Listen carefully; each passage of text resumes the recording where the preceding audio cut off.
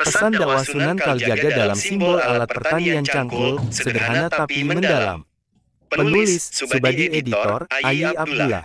Portal Majalengka, Sunan Kalijaga sangat memahami benar budaya dan kehidupan keseharian masyarakat bawah di zaman itu, yang saat itu hidup dengan bercocok tanam.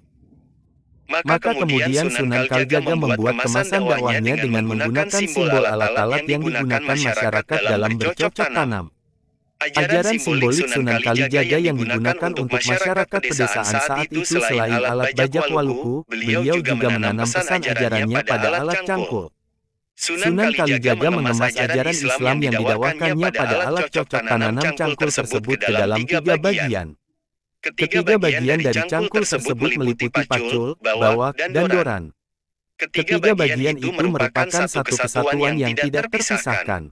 Ketiganya harus dipegang kencang, tidak boleh dilepas, harus tetap dirangkul atau dipikul. Itulah makna dari nama cangkul. Untuk makna dari ketiga bagian dari cangkul itu sendiri diambil dari berbagai sumber.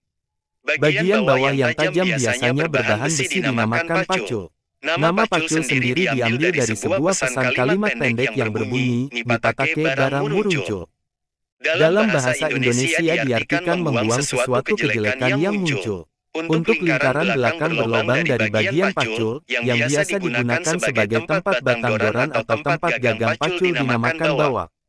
Nama bawak diambil dari pesan kalimat pendek, "Obahi awak," yang dalam bahasa Indonesia berarti bergeraknya tubuh.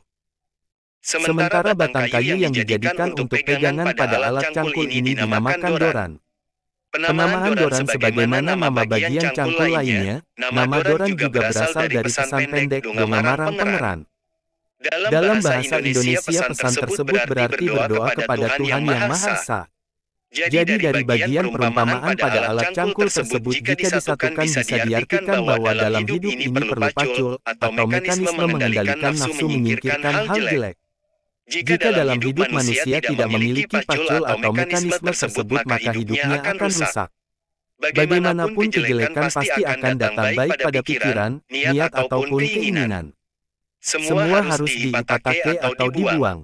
Sebagai upaya untuk membuang atau menghindar dari hal-hal jelek tersebut dibutuhkan sebuah usaha atau bawak, obahi awak, ikhtiar tidak pasif atau diam. Di samping itu manusia juga harus doran, donga marang pangeran, berdoa kepada Tuhan. Di sini dalam hidup manusia dituntut membuang hal-hal negatif dengan suatu upaya atau ikhtiar, namun tetap bersandar pada Tuhan karena sesungguhnya segala upaya yang dilakukan manusia, berhasil dan tidaknya tergantung pada keputusannya. Kesimpulan dari beberapa pesan dari bagian-bagian pada cangkul ini adalah menjauhkan diri dari perbuatan jelek, tetap berusaha dan jangan lupa bahwa dalam hidup kita juga harus berdoa. Asteris.